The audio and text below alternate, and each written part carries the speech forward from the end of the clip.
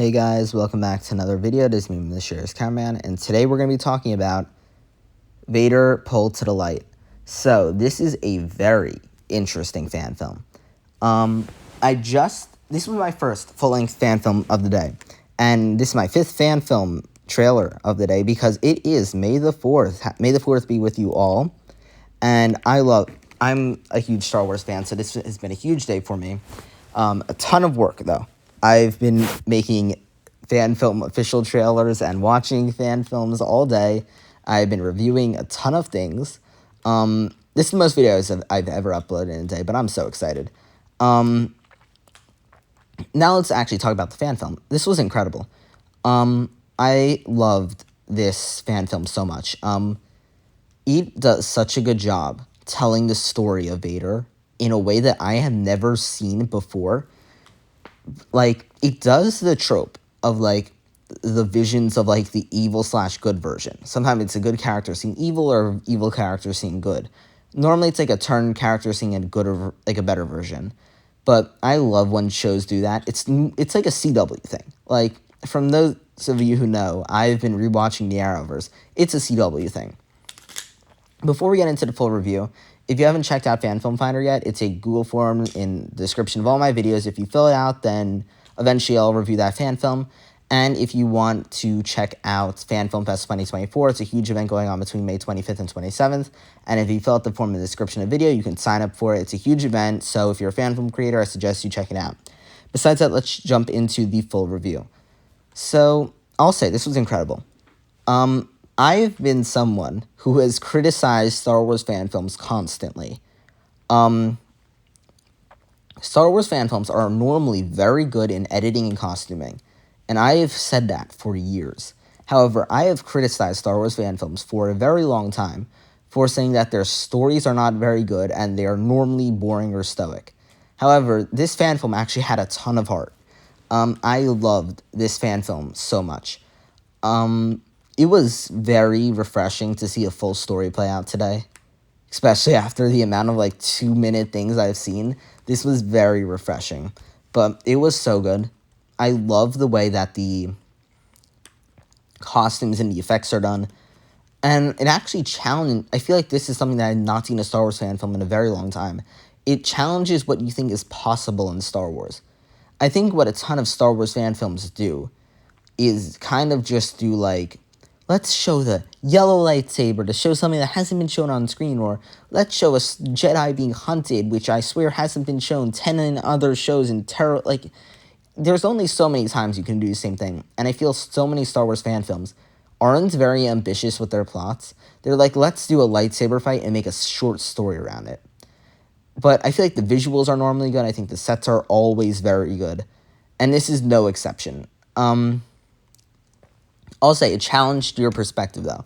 I very much enjoyed the way. Actually, the first thing I noticed that really drew me in was the editing in the X-Wings.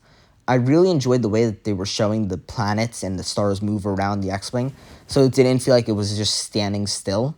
I actually enjoyed the way that looked. I was like, wow, it actually feels like the X-Wing is moving. And that was something I noticed after, seeing a few still images today. I very much enjoyed that. I also like how we saw the hyperdrive start up. I actually enjoyed that. I thought that was I've never seen that, I don't think, in Star Wars. I could be wrong, though. But I don't think that's ever been shown. So I really like the idea of that being shown, and then them shooting the ship right as that was happening. I don't think it's really ever happened in Star Wars where something can just jump to light speed and then get shot before it did. And I thought that was a very cool thing by Vader. I liked everything that scene did. I think that opening sequence was a very good way to draw you into the film. I even think Vader on the beach, I really liked how, cinematic he felt and how threatening his character was. And then he was, doing his march. I thought the visuals on that were good. He kind of just executes a family, which I also liked. I don't like the executing the family, but I liked that was a character decision. I don't condone murder. I want to make that clear. But for this character, I think it fits. For my opinion, my favorite part of the fan film was by far the scene of the two Vaders. I believe it was two different costumes because they look different. They look slightly different. One of them looks a little bit bigger. Like, it looks a little wider in the helmet almost. But they also could have just done a very good job editing them into the same scene. Because I don't think they ever cross over in a shot. But I actually overall very much enjoyed that idea of Vader being pulled to light. Because they've done it before. But it's in my other characters. I like the idea of Vader seeing the Anakin in himself and trying to not get pulled to the light. I also like when Anakin ignites the saber, it's red, and then it goes to white. And I think they also have some very good lines. I think the dialogue in this is actually very good. I really like the dialogue between the Vaders. I think it's done very well. And I think that's one of the best lightsaber fights I've seen in a very long time. I wouldn't say the one part that I think what it does very well as well is how they have Anakin doing it two-handed, while they're having Vader, who's more like cocky almost, is doing it like one-handed swings. And it does look a little odd sometimes when they're doing the one-handed swings, especially in slow motion. Because of how bulky the suit is, it doesn't look very climactic. So, but overall, I actually very much enjoyed those subtle details that it could have just, I think those subtle details were very good. And especially in that final dialogue as well, I really liked how they were, when they were talking to Palpatine.